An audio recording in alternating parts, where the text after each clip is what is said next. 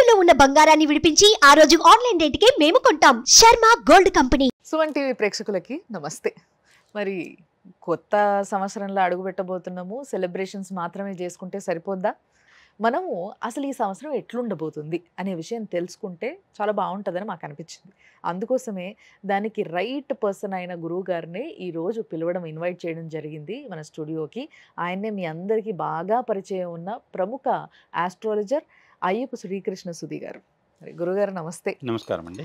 కొత్త సంవత్సరం 2025. ఈ సంవత్సరంలో వృషభ రాశి వారి పరిస్థితులు ఏంటంటారు? ఎట్లుంటుంది వీళ్ళకి? వృషభ రాశి వారికి ప్రారంభం కొంచెం కష్టంగా ఉంటుంది.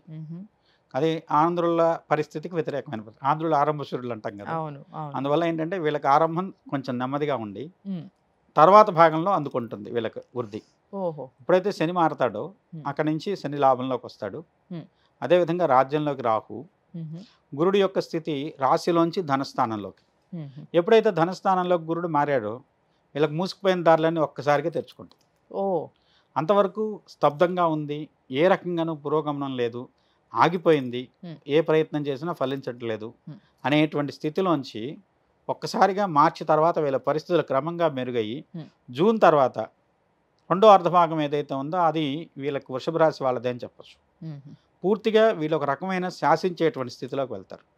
ఓకే. ఉద్యోగంలో ఉన్న వాళ్ళకు ప్రమోషన్స్ వస్తాయి. ఉద్యోగస్తులుగా ఉన్న వాళ్ళకు, ఉద్యోగ అన్వేషణలో ఉన్న వాళ్ళకి ఉద్యోగ ప్రాప్తి ఖచ్చితంగా వస్తుంది. ఓకే. వృషభ రాశి వాళ్ళకి ఏంటంటే రాహు చాలా యోగం. రాజ్యంలో రాహు ఉంటే చాలా మంచి ఫలితాలు ఇస్తాడు. అది మే తర్వాత రాజ్యంలోకి వెళ్తున్నాడు. అలానే శని రాజ్యస్థానంలో ఉన్నటువంటి రాజ్యాధిపతి లాభస్థానంలోకి వస్తున్నాడు. అందువల్ల ఈ రెండు గ్రహాల్లో వచ్చేటువంటి మార్పులు తర్వాత ఏంటంటే కొంత వీళ్ళకి కుజుడు తృతీయంలో స్తంభించున్నాడు. ఆ కుజస్తంభన వల్ల ఏంటంటే కొంత సోదరులతో కానివ్వండి, సొంత వాళ్ళతో కానివ్వండి, లేకుంటే తన కింద పనిచేసేటువంటి వ్యక్తులు ఉంటారు, వాళ్ళతో వచ్చే రకమైనటువంటి వైషమ్యం, ఒక చిన్న విరుద్ధమైన వాతావరణం, పూర్వకంగా ఉండడం, దాని నుంచి విముక్తి లభిస్తుంది జూన్ తర్వాత. ఓకే. అందువల్ల ఎవరో ఒకళ్ళు పని కట్టుకొని వీళ్ళతో వైరం వల్ల పని ఆపారు, ఆ పనిలో ఉండేటువంటి వృద్ధి లేదు, ఆగిపోయింది. అవన్నీ కూడా జూన్ తర్వాత ఒకదాని తర్వాత ఒకటికి దానికి సమస్యలు పరిష్కారం అయ్యి మంచి పురోగమనాన్ని పొందగలుగుతారు. ఓకే. ఓకే. కాబట్టి మొదటి అర్ధభాగం జాగ్రత్తగా ఉండండి, రెండో అర్ధభాగం మీదే. మీరు ఏం చేసినా ఎదురు లేదు, మంచి అనుకూలమైన ఫలితాలు పొందగలుగుతారు వృషభ రాశి వాళ్ళు. మీ పట్టుదలే, మీ కార్యదక్షతే మిమ్మల్ని మంచి వృద్ధిలోకి, వేరే వాళ్ళ సహాయ సహకారాలు అవసరం లేకుండా మీ యొక్క బలం ఏమిటో, మీ యొక్క శక్తి సామర్థ్యాలు ఏంటో అందరికీ తెలిసేలా తప్పనిసరిగా చేయగలుగుతారు. ఇక కాల పరీక్షలో మీకు ఎదురు లేదనేటువంటి స్థితి జూన్ నుంచి తదుపరి ఉన్నటువంటి గ్రహస్థితులు మీకు ఎంతో ప్రభావవంతమైన ఫలితాలు అందిస్తున్నాయి. కాబట్టి వృషభ రాశి వారిది 2025వ సంవత్సరం వృషభనామ సంవత్సరంగా చెప్పచ్చు. ఓహో, అంత మంచి ఫలితాలు ఉన్నాయి. కాబట్టి ఈ రాశి వాళ్లకు మొదట పని అవ్వలేదని కంగారు పడద్దు. కొంత పట్టుదలతోనూ ఓర్పుతోనూ ఫలితం కోసం ఎదురు చూడండి. ఫలితం మీకు అనుకూలంగా తప్పనిసరిగా వచ్చి తీరుతుంది, కానీ ఆలస్యంగా వస్తుంది. దాన్ని కనుక మీరు అర్థం చేసుకుంటే ఏ రకమైన చింత, ఏ రకమైనటువంటి మనోవేదన లేకుండా మీరు ఉండగలుగుతారు. కాబట్టి కాలం మీకు అనుకూలంగా మారేంత వరకు కొంత ఓర్పు వహిస్తే మీకే విజయవంతమైన ఫలితాలు ఉన్నాయి. అది వృషభ రాశికి సంబంధించిన ఫలితాలు. మరి వృషభ రాశిలో మొదటి సగం అనేది కొంచెం కష్టంగా ఉందన్నారు కాబట్టి మే వరకు పిల్లలకి ముఖ్యంగా ఎగ్జామ్స్ జరిగేది ఇప్పుడే. మరి ఈ విద్యార్థుల పరిస్థితి ఏంటంటారు? బోర్డ్ ఎగ్జామ్స్ రాసే వాళ్ళది, ఇట్లాంటి వాళ్ళు. ఇక్కడ వృషభ రాశిలో గురుడు ఉండటం వల్ల గురుడు కొంత మెరుగైన ఫలితాలు ఇస్తాడు. అంటే విద్యాకారకుడు గురుడు ద్వితీయ స్థానంలో అంటే వృషభ రాశిలో సంచారం చేస్తాడు. వృషభ రాశి వాళ్ళకి అది రాశి అవుతుంది, అంటే నేచర్కి ద్వితీయ స్థానం అది వృషభ రాశి. అందువల్ల ఏంటంటే వృషభంలో ఉన్నటువంటి గురుడు కొంత మెరుగైనటువంటి విద్యా ఫలితాలు ఇస్తాడు. దాని విషయం ఆర్థికంగా ఇబ్బంది ఉంటుంది, విద్యాపరంగా కొంత అనుకూలత ఉంటుంది, కానీ ఫలితాలు అనుకూలంగా ఉంటాయి, కానీ బాగా ఉన్నత శ్రేణి ఫలితాలు కాదనుకోవచ్చు. ఓకే. కాబట్టి కొంచెం మీరు కష్టపడాలి, కష్టపడి ప్రయత్నిస్తే కష్టే ఫలి అని అనుకోండి ఆ విద్యాపరంగా అయితే. ఓకే. ఓకే.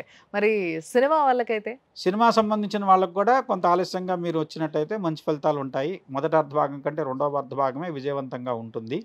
ముఖ్యంగా శని మీకు అనుకూలుడిగా మారారు కాబట్టి మీరు ఏప్రిల్ నెల దగ్గర నుంచి మీకు విశేషమైన ఫలితాలు చాలా అనుకూలంగా ఉన్నాయి. ముందుకు వెళ్ళడానికి అన్ని విధాలా దోహదపడేటువంటి పరిస్థితులుగా చెప్పచ్చు.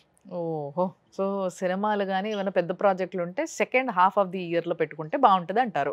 సో మరి వీళ్ళు ఈ మొదటి సగం ఏదైతే కొంచెం అనుకూలంగా లేదో ఈ సమయంలో ఎలాంటి పూజ కానీ జపం కానీ ఏం చేయించుకుంటే బాగుంటుంది అంటారు? ముఖ్యంగా గురు సంబంధమైనటువంటి దోషం వీళ్ళని పీడిస్తుంది కాబట్టి గురుడికి శాంతులు, మ్హూ. గురువార నియమం, మ్హూ. అదేవిధంగా వచ్చేసి దత్తాత్రేయ స్వామి కానీ, దక్షిణామూర్తి కానివ్వండి, మ్హూ. సాయిబాబా కానివ్వండి, ఎవరైతే గురువుగా భావించినటువంటి దైవం ఉన్నాయో ఆ దైవ సంబంధమైన ఆరాధన కానివ్వండి, గురువార నియమం పాటించడం వల్ల కానివ్వండి మ్హూ. కొంత అనుకూలతలు పొందటానికి అవకాశం ఉంది. అయితే వీళ్ళు ముఖ్యంగా జాగ్రత్త వహించాల్సింది జీవిత భాగస్వామితో, ఆడవాళ్ళైనా మగవాళ్ళైనా. ఓకే. చీటికి మాటికి తగాదాలు లేకుంటే వాదాపవాదాలు అవి రావడానికి కుజుడు దోహదకారి అవుతున్నాడు. ఆ కుజ సంబంధమైనటువంటి దోషం తొలగడం కోసం, అలానే కుజుడు కలిగించేటువంటి ఇబ్బందులు తొలగడం కోసం అర్ధనారీశ్వర రూపంలో పరమేశ్వరుని ఆరాధించండి, ఓకే. దాంపత్యంగా ఉండేటువంటి అనుకూలతల కోసం. మ్, మ్. దాని విషయంలో కొంత అర్ధనారీశ్వర రూపంలో పార్వతీ పరమేశ్వరుని ఆరాధించినట్లయితే మీకు విశేషమైనటువంటి దాంపత్య అనుకూలత కలుగుతుందని చెప్పొచ్చు. అద్భుతం. సో వృషభ రాశిలో ఉన్నవారు భార్యాభర్తలు ఎవరైనా ఉంటే, భార్య కానీ భర్త కానీ కొంచెం కామ్గా ఉండడం బెటర్ ఏమో మరి, గురుగారు చెప్పిన దాన్ని బట్టి. గురుగారు థ్యాంక్ యూ. నమస్కారం అండి.